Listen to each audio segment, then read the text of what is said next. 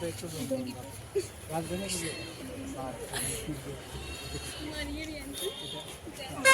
আচ্ছা এটা নিয়ে বলি, এটা কি গাছ বলো? তুমি এদিক থেকে আসো। এটা আম গাছ। এখন আমরা আম আমাদের জাতীয় ফল, সবাই জানে। প্রথমে আমাদের বায়োলজি শিখতে গেলে প্রথম চ্যাপ্টারের মধ্যে আছে যে আমের বিজ্ঞানসম্মত নাম কি? জোরে বলো, সবাই বলো। সবাই জানে লিনিয়াস কথাটা আছে, মানে লিনিয়াস প্রথম বের করেছে। তাহলে এই আমের অনেকগুলি ভ্যারাইটি আছে, আমরা ভ্যারাইটি নিয়ে ডিসকাস করছি। এই আম পাতাকে আমরা কিন্তু আদর্শ পাতা হিসাবে বলি। ক্লিয়ার কথাটা?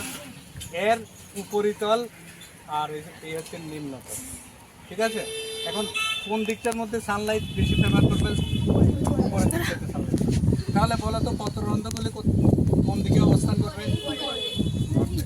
নিচের দিকে।